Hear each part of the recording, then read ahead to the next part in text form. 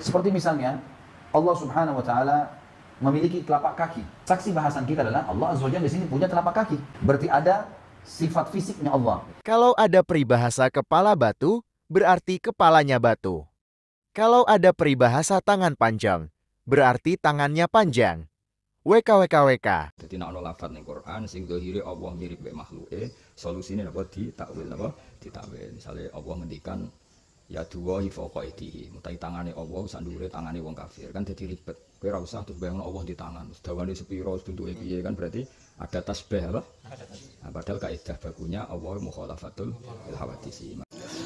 Assalamualaikum warahmatullahi wabarakatuh. Hamdan wa salatan wa salaman amma ba'dah. Rabbi syrah li sadri wa yassir li amri wahlul 'uqdatam min lisani yafqahu qawli amma ba'da. Alhamdulillah kami bisa bertemu dengan kalian semua para penonton channel kami Gerakan Anti Wahabi.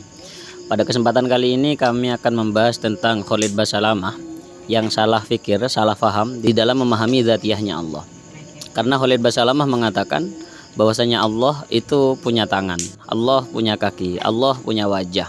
Dengan memahami teks Al-Quran, dengan memahami teks hadis, hanya difahami tekstualnya saja tanpa melihat syarah-syarahnya dan tanpa melihat bertentangan dengan sifatnya Allah yang berupa mukhalafatul lil hawadisi.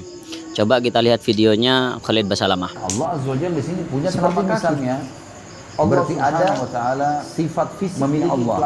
Berarti ada sifat fisiknya Allah. Alhamdulillah sudah kita lihat videonya Khalid Basalamah.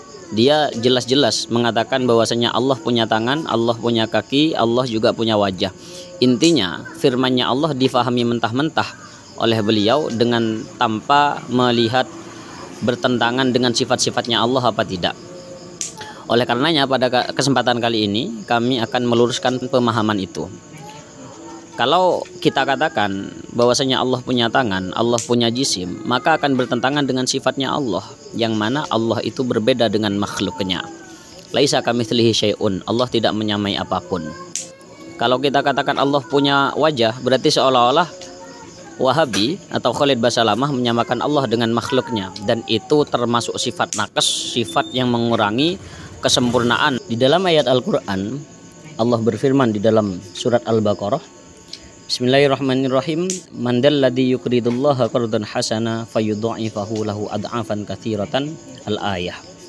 Yang artinya siapakah yang mau memberi pinjaman kepada Allah, pinjaman yang baik, maka Allah akan melipat gandakan pembayaran kepadanya dengan lipat ganda yang banyak. Di firman ini Allah berfirman, siapakah yang mau memberi pinjaman Allah? Siapakah yang mau memberi hutangan kepada Allah? Apa ini mau kita fahami bahwasanya memang seseorang itu harus menghutangi Allah, mau memberi pinjaman Allah? Kan tidak mungkin. Yang jelas kan kita harus takwil. Siapa yang bisa menghutangi Allah? Allah yang memiliki segalanya. Kalau Wahabi ditanya seperti ini, yang jelas mereka tidak akan bisa menjawab karena mereka anti takwil dan dia akan kebingungan dengan akidahnya sendiri. Oleh karenanya janganlah sampai anti takwil. Ada peribahasa kepala batu, apa kepalanya memang benar-benar batu?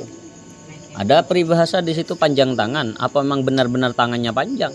Kan tidak, itu cuma pengistilahan yang di situ ada maksud yang tersirat,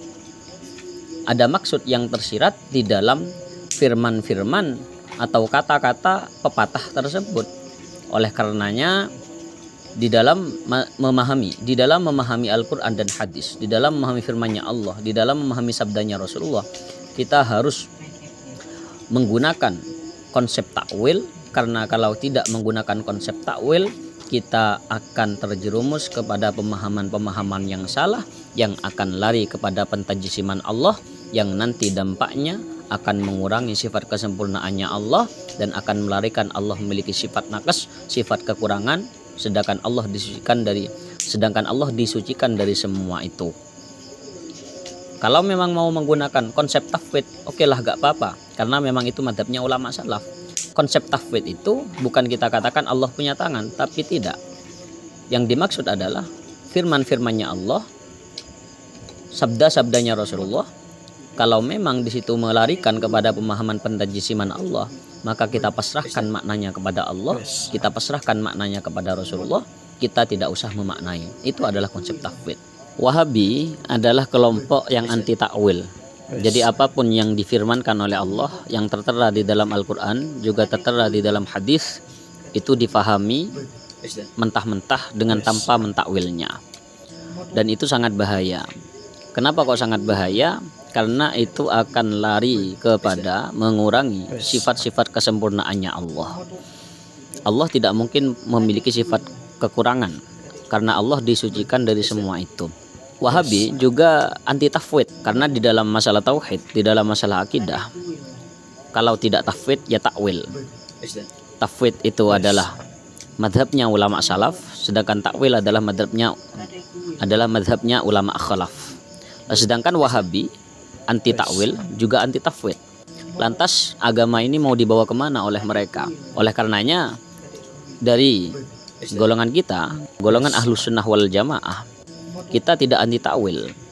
Karena apabila ada firman-Nya Allah yang seolah-olah melarikan kepada pemahaman mentajisimkan Allah, maka itu harus ditakwil supaya Allah itu tetap memiliki sifat kesempurnaan, tetap kontinu memiliki sifat kesempurnaan. Sifatnya Allah itu ada mukhalafatul lil khawadisi, berbeda dengan makhluk.